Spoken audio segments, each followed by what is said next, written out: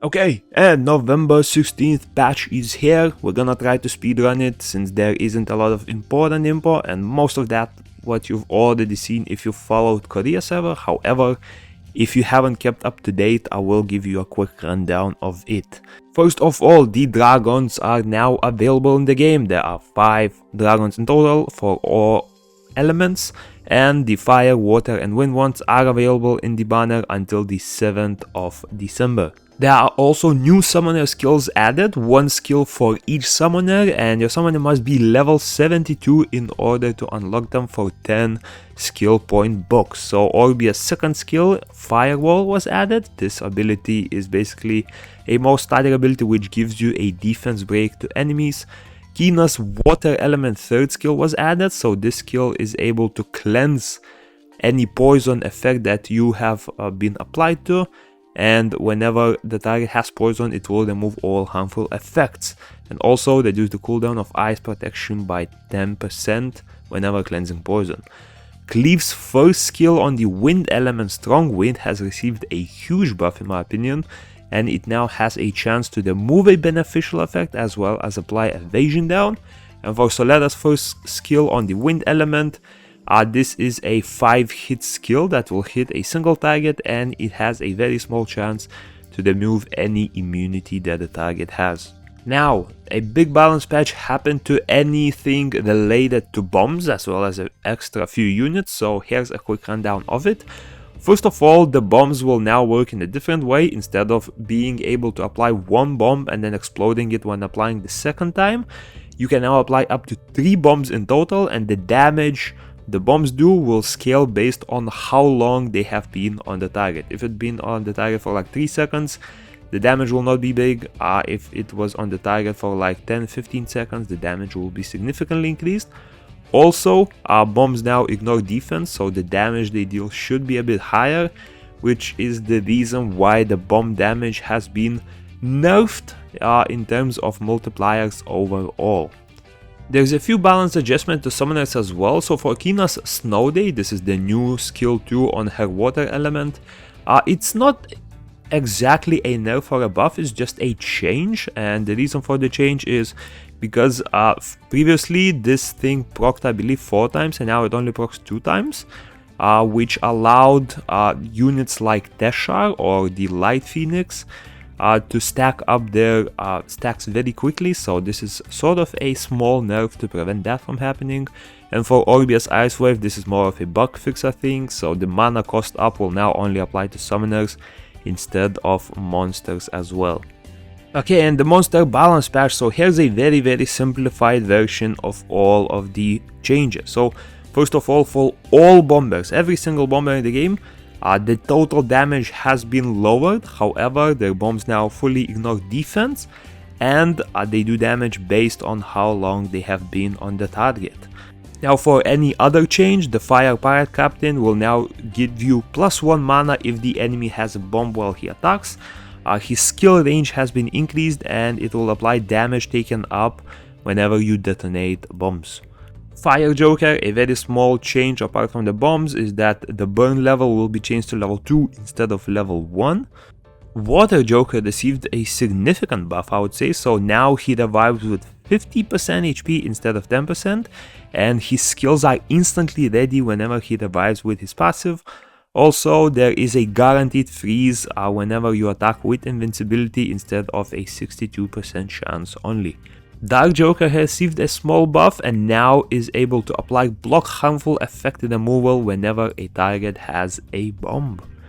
The Fire Cobalt Bomber, I think, received one of the biggest buffs in the actual patch, so whenever applying burn, it will actually give level 1 mana cost up to the enemy summoner, as well as destroy 15% of HP whenever the target has a bomb. Now, keep in mind, it does not say 15% of the damage dealt, it just says 15% HP period. So this could be a fixed damage destruction, which could be super powerful.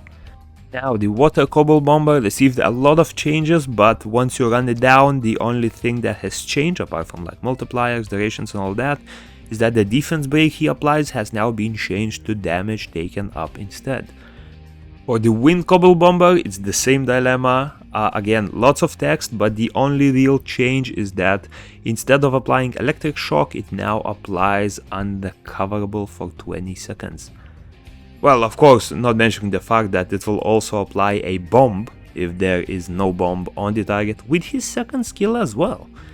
The Light Cobble Bomber received a very big buff as well, so his second skill will apply a bomb if there is no bomb, and on top of that will block harmful effect removal together. So this skill is now super stat. Look at that: Oblivion, Blind, harmful effect removal, and a bomb on top of that.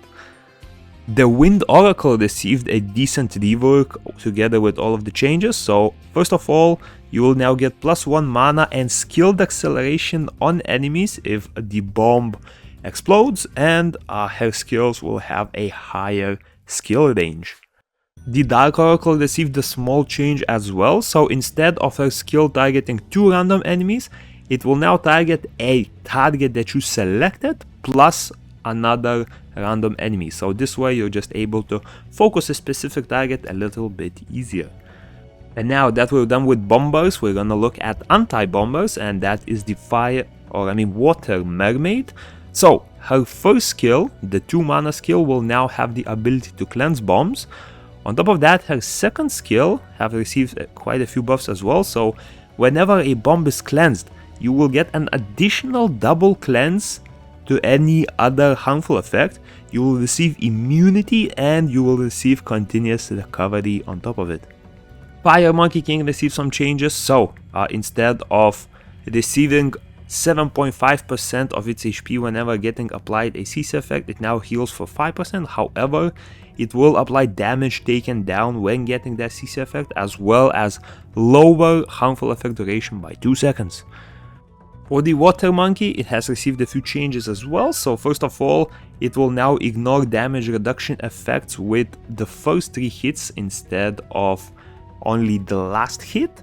Also, it will block beneficial effects and give them more crit damage up on stunned targets. Now keep in mind, this crit damage is not a buff. This is a just straight up stat increase. It will not give him the actual crit damage up buff, so keep that in mind.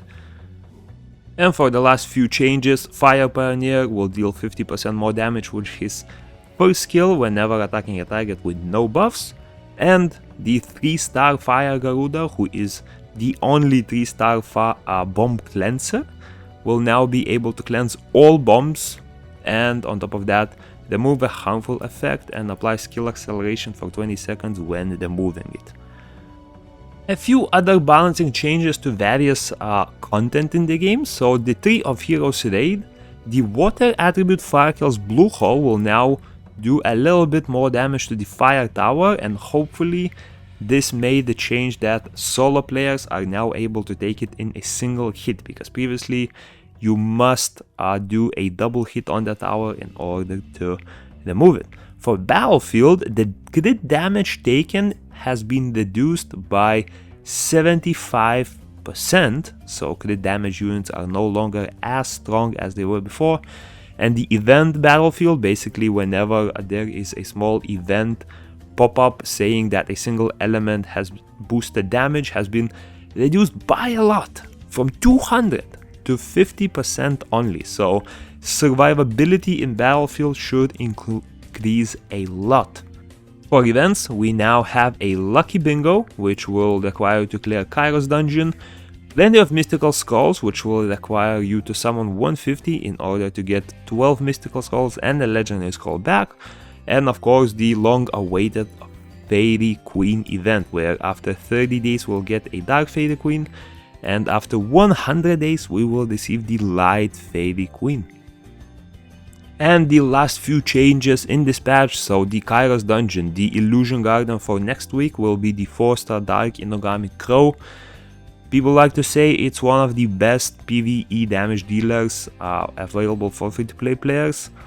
As an owner of it, I'd like to respectfully disagree, because he is a melee assassin type. He is a good damage dealer overall, but with the current assassin AI in PvE, I have a lot of trouble making him work, so good luck to you if you decide to take a shot at it.